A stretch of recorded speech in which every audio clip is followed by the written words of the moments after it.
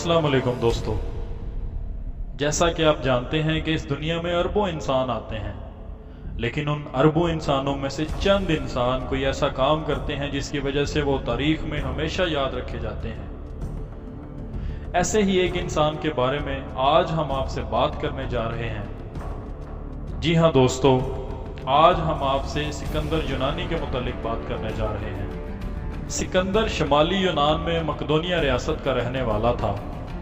सिकंदर का बाप फिलिप मकदोनिया का हुक्मरान था। वो बहुत काबिल इंसान था। उसने अपनी छोटी सी रियासत को बहुत मुस्तहकम बना लिया था और जानबाज सिपाहियों की एक होशियार फौज की तंजीम कर ली थी। सिकंदर को सिकंदर आजम के लक़ब से भी याद किया जाता है, मगर उसके अजीम कारनामों के लिए उसके बाप ने पहले से ही ज़मीन हमवार कर रखी थी, और इसकी कामयाबी का यही सबसे बड़ा राज है। सिकंदर वाकई कोई गैर मामूली और जलीलुल कदर इंसान था या नहीं, ये बात बहस तलब है। इस बात में शुबा नहीं कि उसने थोड़ी सी उम्र में 2 बरे-आज़मों पर अपना सिक्का जमा लिया था। इस तरह तारीख में वो पहला फातिह आलम तस्वर किया जाता है। वस्ती एशिया के इलाकों में आज भी सिकंदर का नाम मशहूर है। हकीकत में वो ख्वाह जैसा रहा हो, मगर तारीख ने उसका नाम बहुत चमका रखा है। 20 शहर उसके नाम पर बसाए गए, जिनमें से बहुत से आज भी मौजूद हैं। उनमें सबसे बड़ा मिस्र का शहर इस्कंदरिया है। दोस्तों, सिकंदर के बाप फिलिप ने उसकी तालीम और तरबियत के लिए सिकंदर को अफलातून के पास भेज दिया, लेकिन अभी उसकी उम्र सिर्फ 20 साल थी कि उसके वालिद का इंतकाल हो गया, और 20 साल की उम्र में वो बादशाह बन गया। नामो नमूद हासिल करने के लिए उसमें बहुत हवस थी। वो अपने बाप की तंजीम दी हुई फौज से अपने पुराने दुश्मन ईरान पर दावा बोलने के लिए बेताब था। यूनानी लोग ना तो फिलिप को चाहते थे और ना सिकंदर को, लेकिन उनकी ताकत और दबदबे से वो मरगूब ज़रूर हो गए थे। इसलिए उन्होंने ईरान पर दावा बोलने के लिए तमाम फौजियों का सुपा सलार पहले फिलिप को और बाद में सिकंदर को तस्लीम कर लिया था। इस तरह उन्होंने उस नई ताकत के सामने घुटने टेक दिए जो उस वक़्त उभर रही थी। एक यूनानी शहर एथेंस ने सिकंदर का इक़्तिदार तस्लीम नहीं किया और उसने बगावत कर दी। इस पर सिकंदर ने इस शहर पर नहायत वहशियाना हमला करके उसे खाक में मिला दिया, उसकी इमारतें ढा दी और बहुत से बाशिंदों को कत्ल कर दिया। दोस्तों, सिकंदर की ज़िंदगी में इस तरह के वहशियाना मुजालिम और बर्बरियत की बहुत सी मिसालें मिलती हैं, जिनकी वजह से सिकंदर हमारी नज़रों में काबिल सताइश नहीं रह जाता, बल्कि उसकी तरफ से हमारे दिल में नफ़रत भी पैदा होती है। सिकंदर ने मिस्र को, जो उस वक़्त ईरानी शहनशाह के ज़ेरे नगीं था, आसानी से फतह कर लिया।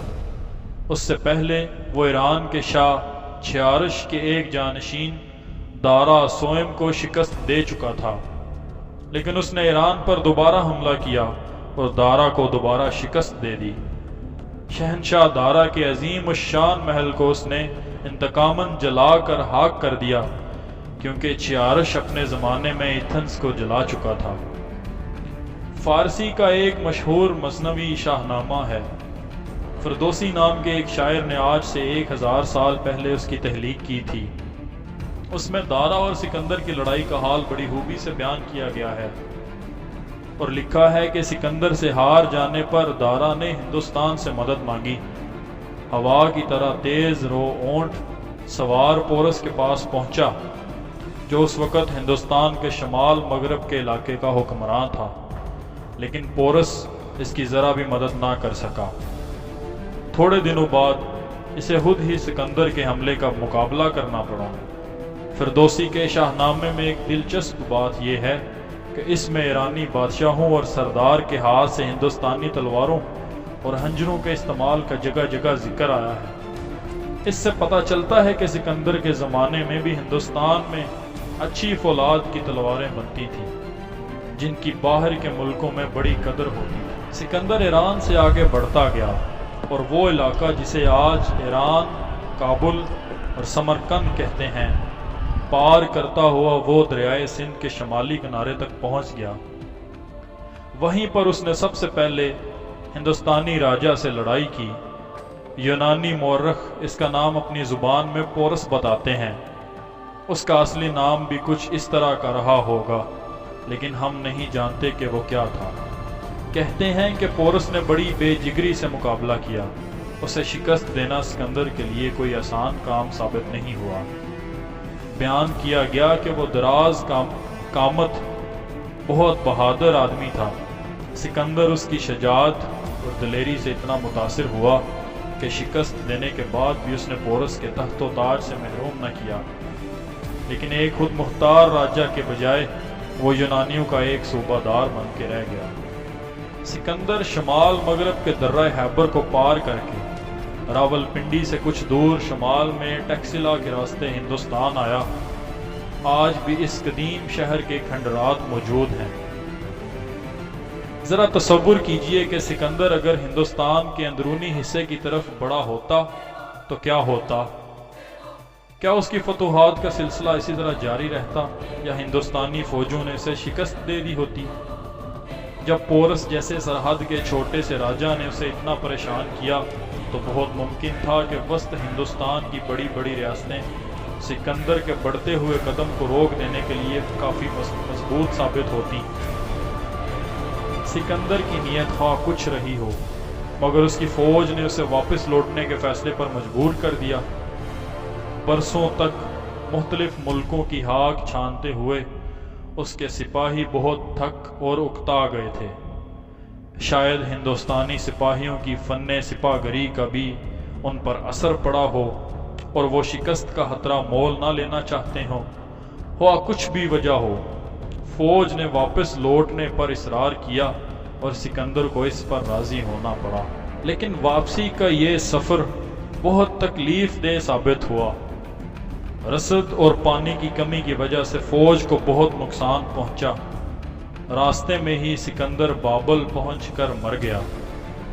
یہ واقعہ 323 قبل مسیح کا ہے۔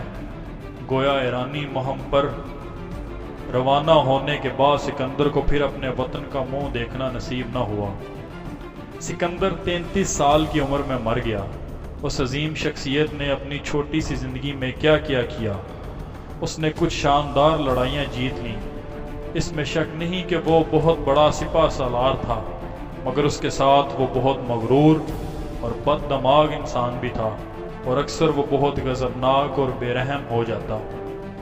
خود کو وہ کسی دیوتا سے کم نہیں سمجھتا تھا۔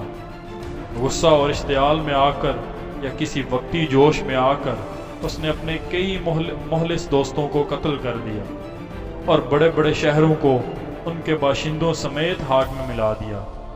اپنے ہاتھوں قائم کیے ہوئے اس عظیم الشان سامراج میں وہ اپنے پیچھے اپنے یادگار کے طور پر کوئی بھی پائیدار چیز، یہاں تک کہ اچھی سڑک بھی نہیں چھوڑ کر گیا۔ آکاش سے ٹوٹے تارے کی طرح وہ یکا یک چمک کر گم ہو گیا اور اپنے بعد سوائے اپنے نام کے اور کوئی یادگار نہیں چھوڑ کر گیا۔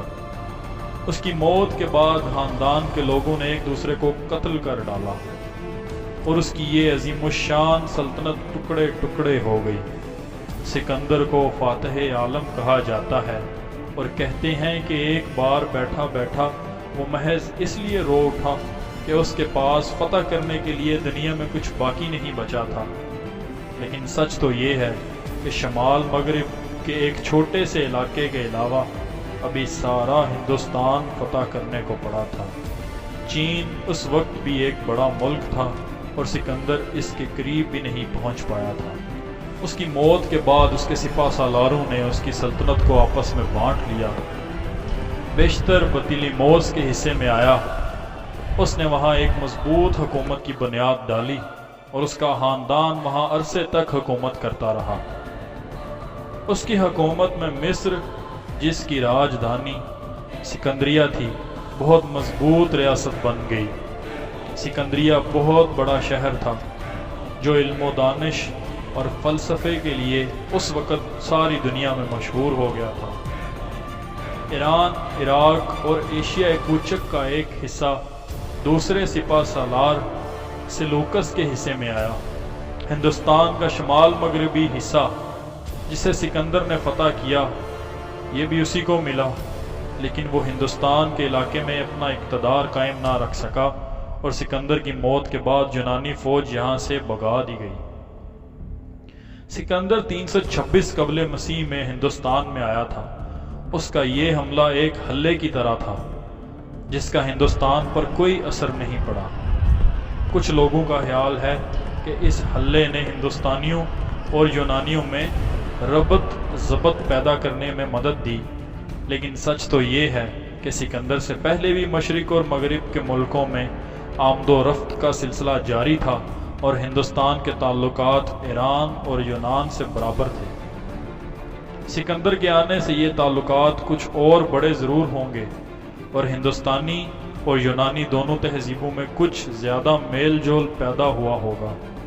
انڈیا لفظ یونانی انڈوس سے بنا ہے اور انڈوس کا محض انڈس یعنی سندھ ندی ہے۔